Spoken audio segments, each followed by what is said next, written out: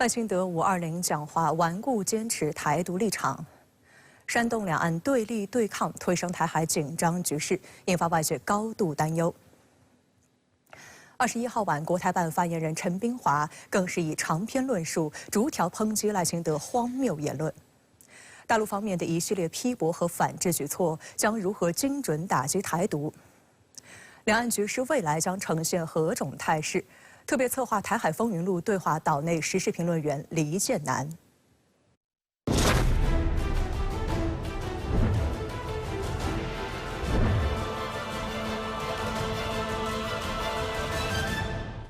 讲的话出来以后，台湾很多很不安。我来到大陆，我要来大陆，我就接好多电话。哎，老大会不会打？老大，你是不是知道要打，所以你跑到大陆去？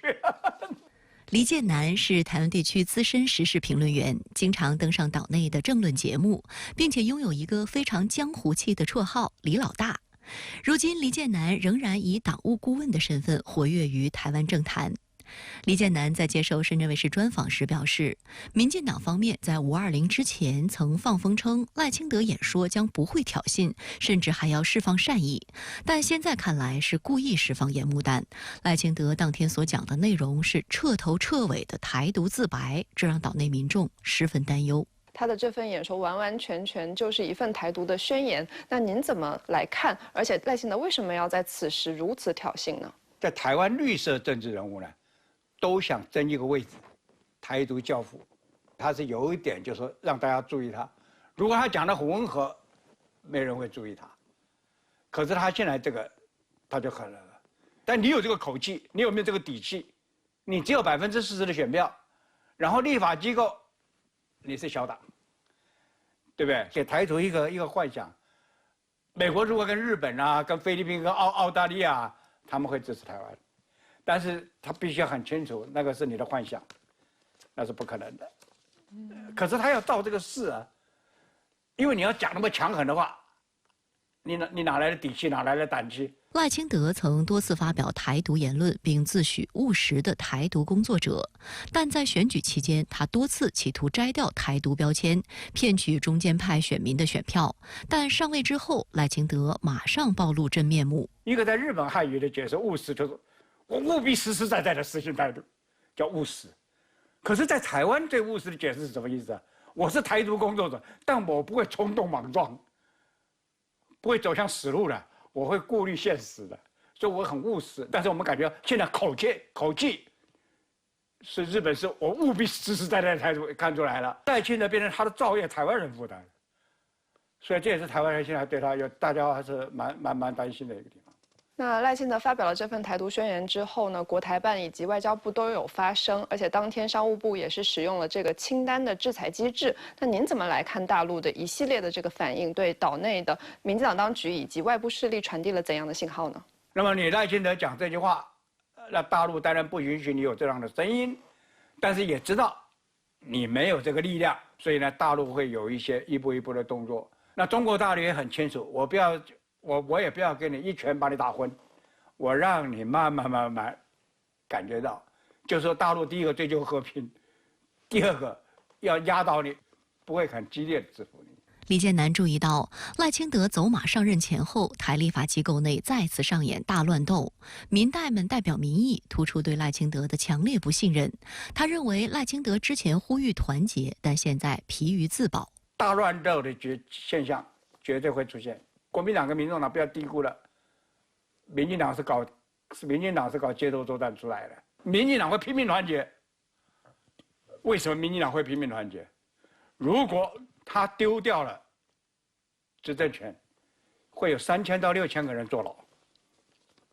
这法律讲，因为你贪的太明显了，你滥用这个钱滥用的太明显了，所以这些人也是保护赖清德权利不那个，也是保护自己啊。黎建南表示，蔡英文执政8年是两岸关系不断下探的8年，大陆则不断释放善意，鼓励民间交流交往，但民进党十分惧怕这种交往，生怕真相被戳破，生怕年轻人不信民进党的那一套。要和平，要交流，要发展，要合作，这个已经挡不住的民意。所以在这个情况之下，民进党硬要阻碍来往，还有民进党在讲什么大陆会统战会什么。已经没有什么效果了。所以一个真实胜过一切，然后真相胜过你多少谎言嘛。今年这个选举，民进党最大的痛苦是年轻票是没有了。马英九第一次来，有些年轻人回去讲了，你最好到大陆看看，不是你想象的那样，不是他只有进步而已，进步的吓死你。台湾呢必须要搞清楚，顺势而为是台湾的希望。那逆势而亡，你不要违逆这个一个情势。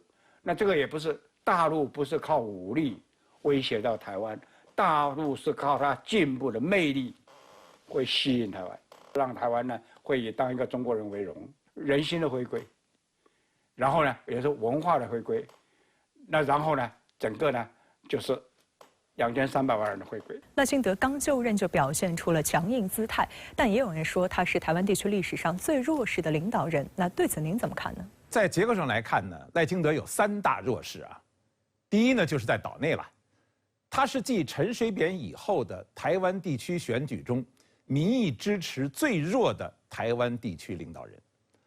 赖只得到了40%左右的选票啊，也就是说，60%的台湾选民公开高调地要求下架民进党，对他表示了明确的政治上的不信任。蓝白携手正利用加大改革立法机构力度的方式，强化对行政部门的制约。即使在民进党内部，蔡英文等人对赖也有不少的牵制等等。所以说，赖清德在岛内是有史以来最弱势的领导人。第二呢，就是在两岸的互动中，大陆所拥有的优势和强势越发的明显，政策上的成熟度也越发展现出来，国际上的影响力迅速的提升，也不仅仅是表现在所谓邦交国的变化啊，是一个全面的变化。总之，在各方面的综合实力上，大陆的快速成长反衬出台湾现在相对动态的一种弱势，而且不仅仅是硬实力，更是在政策成熟度、内外秩序建构等等综合影响力方面全面表现出台湾目前的这种弱势。这是两岸力量关系的基本事实，也是一个必然的趋势。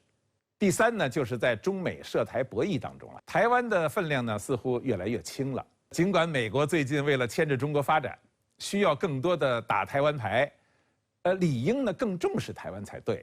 但是呢，由于台湾本身的力量、政策的自主性和存在感，以及台湾和大陆之间的经济依存度、两岸和平发展、融合发展的态势等等，就使得美国在打台湾牌的时候感到力不从心，处处受到掣肘。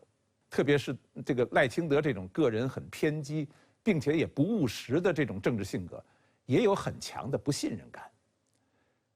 台湾在内政治理以及涉外事务上表现出来的无能或者腐败等等，也使得美国对台湾正在失去信心。另外呢，民进党自身呢在执政方面的无能，形成了缺水、缺电、缺人才等5缺，台湾民众的烦恼很多。赖清德呢不顾岛内台湾社会这些行政治理经济民生各方面的诉求，还整天的忙于政治、意识形态等争斗。这一次的就职演说就比较突出地体现了赖清德的这种弱势、无力感以及焦虑。赖清德这次演说当中用了一种比较激烈的态度来表达他所谓台独工作者的政治特色。但是呢，由于他处在上述这样一个3弱的基本力量格局之中，他只能表面上展现一些强硬的姿态，但实际上很难办成什么事儿，不过是一种色厉内荏的政治表演和宣泄而已。